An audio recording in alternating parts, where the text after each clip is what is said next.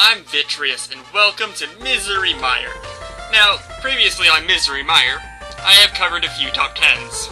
Now I've done top 10 items from Legend of Zelda: Link to the Past, top 10 deaths from Mega Man 2, rules, which I barely follow, questionable attacks from first generation Pokemon, annoying enemies from any previous game I've done, and my personal favorite, my top 10 My Little Pony episodes, which turned quickly into a top 12, then 15, then 20.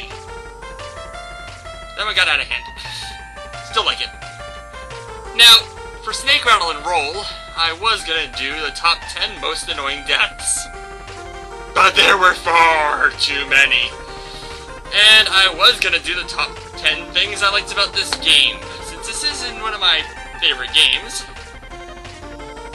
But I already covered that as well, I think. Then I found that there were some people trying to play this game. And, well, if my walkthrough-esque style show can't help you, here is a top 10 list. So here is my top 10 tips to beating Snake, Rattle, and Roll. Your experience may differ.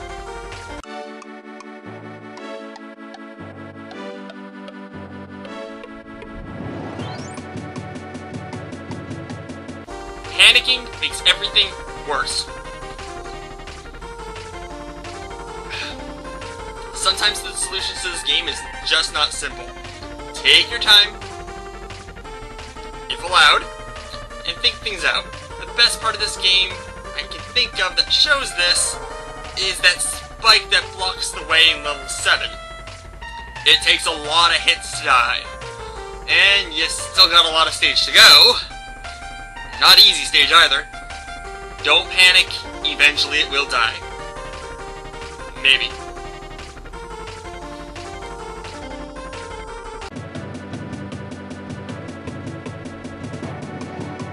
God dang, is it hot today.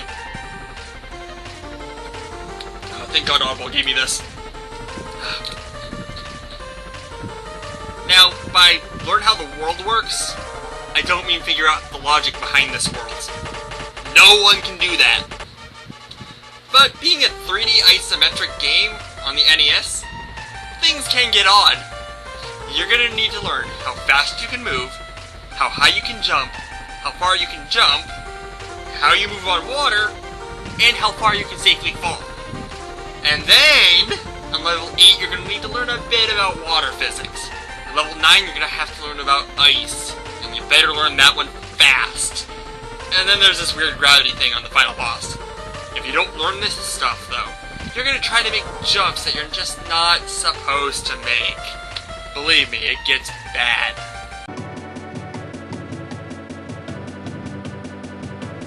Yes, I know this is do as I say, not as I do. That's pretty much covers it. There are two that I know of in this game. The first one in level 3, which is insanely easy. I just didn't know what it was at the time. The other one is in level 7. Now, I didn't get this one, because this is a perfect run, and if I fell, I'd have to restart the level. But if you play this game normally, you'll be trading 1 life for 3, so I can't see how that can go wrong. You should go for it. Believe me, at the end, you're going to need all the help you can get.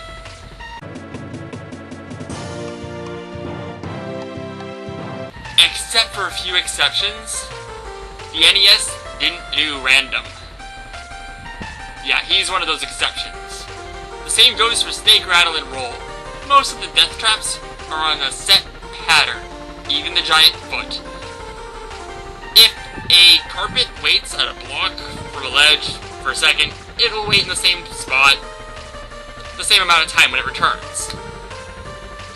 Same with the hidden razor blades, the silver spikes, and thankfully, the giant instant death snowballs. Learn the patterns and learn to outwit the game.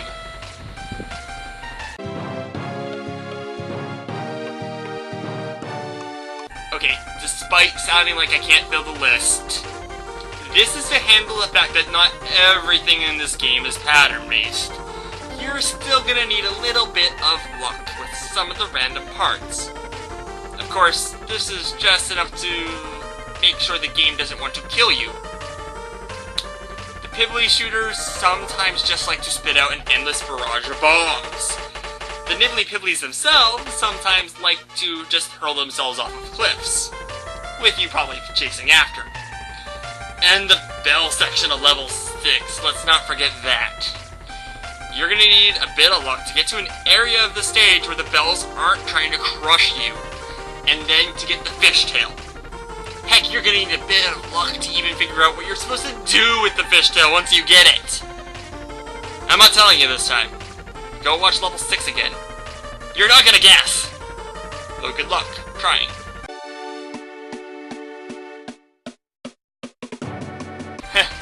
These are starting to get a bit cliche. And to be fair, this would make the top 10 list of any game I do for hints. You just need to play this game a lot. Now, personally, I can't beat this game! I think. At least not on the NES, the way it was made to be played. I would recommend at least trying it on an emulator first, mostly for the save states. My personal record is the end of level 7. That's normally where I died out. Now, to be fair, emulator and save states is the only way I got through this. Because here's something that I didn't get on recording. But, if you lose all your lives, and all your continues, it's back to the start. And by that I mean level 1. Now that sounds obvious to me, and to anyone who's played a game before the invention of saving, but might as well cover it just to make sure, you know. The way new gamers go, they don't realize this was a thing.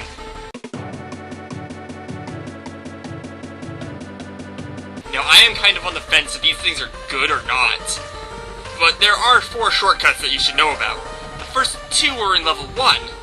The first one being that rocket that you can hear take off and tease you as it leaves. That, if you catch it, will take you to level 8. Which isn't too bad, that's 80% of the game right there. But you aren't gonna have any of the bonus lives, or the 2 continues. And I almost feel like you're gonna need those for levels 9 and 10. The other one is under one of the lids near the end of the level, and that'll take you to level 3. Big deal there, right? The third one, is in level 3. If you can use a speed boost and get to a higher ledge with that lid towards the Pibbly shooter area, that one will warp you to level 5.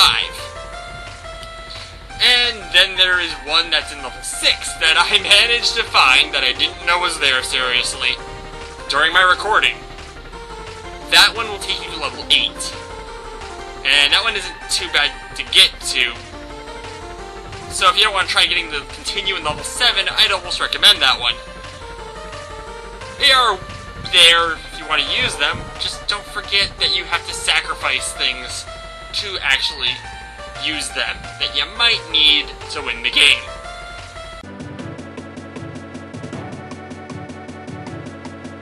It can be a hassle to try to defeat every enemy in some of these stages. So the best thing to actually do is to skip right over them. And, if that actually proves to be too hard, try alternate methods of killing them. Sometimes enemies that take a lot of tongue lashes will fall a lot faster to being Goomba stomped. Few good times. And this advice becomes critical in level 6 and 7 when the number of enemies is just too much and the amount of damage each one takes is insane.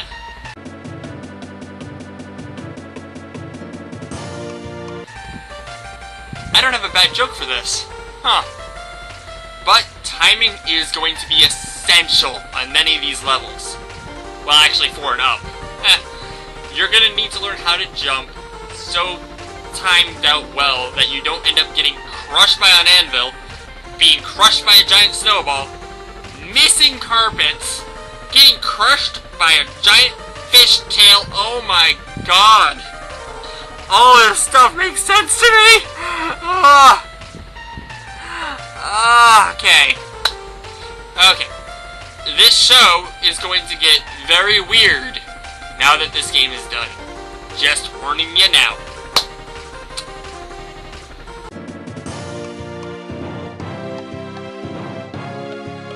Say it with me. Don't try to kill the foot! Well, at least not on the higher levels. This might also be cheating since it goes along with avoid enemies, but I don't care. This is actually such a big piece of advice that, you know, don't try to kill the foot. And okay, it's fine levels 1, 2, and 3, but after that, don't. Since after, like, level 3, they decide to throw in bombs instead of 1-ups, it's not worth it. And on level 4 and 9, I wouldn't even advise to try waking up the foot, or just keep it in the lid that it's hidden in. Since, well, in level 4, it's just gonna screw up your jumping and stuff later. Also, I don't know if there's a foot in level 8. I never found one. And even if there is one, don't try to kill it. You're on a very strict time limit in that level. Also, you might need to kill the one in level 5. I was starting to find that it was throwing my timing off because it's in sync with the carpet. The carpet would get there, and then the foot's coming there, making me take the jump too early. So take your best judgment on that. Of course, the end boss, you have to kill the foot, and good luck with that one. Kill it to death. You're gonna need a lot more luck.